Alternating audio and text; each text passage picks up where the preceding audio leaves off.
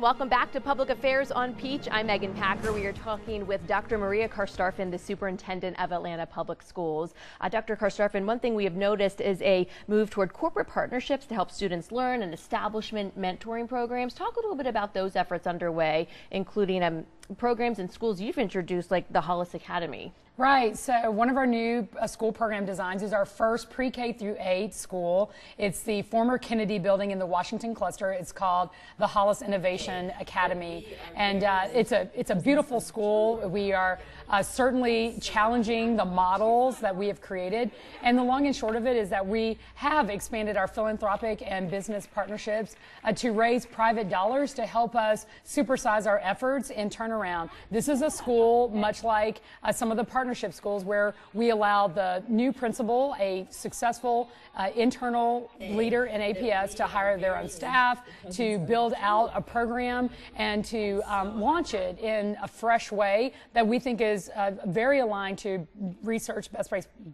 best practices. And as a result, we were able to kind of shop that with some of our philanthropic partners, particularly the Westside Future Fund, tied to the work that they're doing around the stadium, and seeing that we have partners that really want to invest in things beyond that area where they're building the new stadium. So we have SunTrust stepped up, also Coca-Cola, and more recently in South Atlanta, Delta Airlines has stepped up to support 2 of our schools that are working on turnaround efforts as well. They're focused on reading. In the case of Hollis, it is focused on improving our instructional practices, allowing us to do more around teacher quality. I want to talk about security. Last year was the first full year with the new district police force, security force. How did it go? Yeah, it's been great. They have been focused on counseling and mentoring first, allowing our children to do more corrective action of their own before meeting the police or a consequence that leads them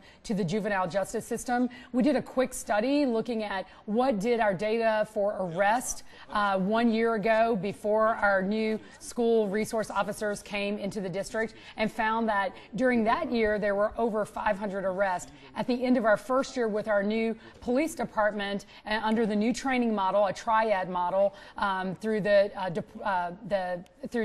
U.S. Department of Education, it showed that we had around 130 arrests compared to almost 3.5 times as many the previous year. So we're very excited about our new police chief. Applin has been outstanding, and many of our officers have just been so receptive of learning about child development in addition to doing their service as a police officer. So really taking a whole approach to understanding it's taking a whole child approach, using social emotional learning, helping kids set goals, overcome obstacles, and develop healthy relationships with our law enforcement officials. And I think that that's very important, and we're just lucky to be part of that national design.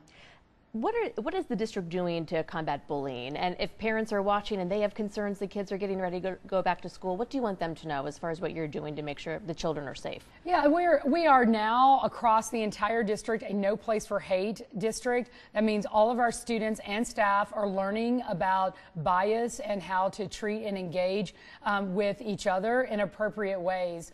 Part of what we encourage parents to do is to monitor social media, to really talk and ask questions of your child, and to also report it to the school. I think it is as important to us to know what's happening outside of school as it is inside of school. And a lot of the bullying, while there are things that happen, altercations inside of a school site, much of it is outside of our control. We don't create it. It's been created by a student, with outside of our kind of reach. But the only way for us to really combat it is for people to talk about it, raise it with us, and team up with us to address the issues inside and outside of school, so that when kids come, they feel safe, welcome, and respected in their learning environment.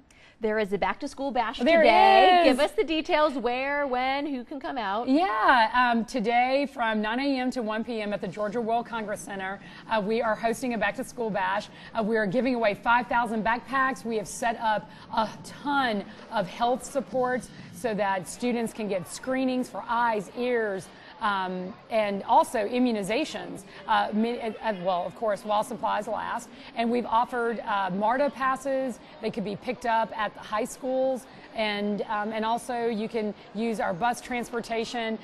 You can learn more about all of our programs in the school. And also it's a lot of fun. We have a ton of local entertainers coming to support and meet our kids and families, and certainly to learn more about how they can support their child in school, and of course have a lot of fun today. So it'll be a good day. It's Get everyone excited. It's an awesome day. It's an awesome day for APS students. All right. Well, APS Superintendent Dr. Maria Karstafen, thank you Thank for coming you. in. Thank Great you. to catch up. Good luck with everything. Thank you. We'll check in soon. Bye. So what happened to the sales tax holiday this year? We head to the state capitol for the answer when Public Affairs on Peach returns right after this.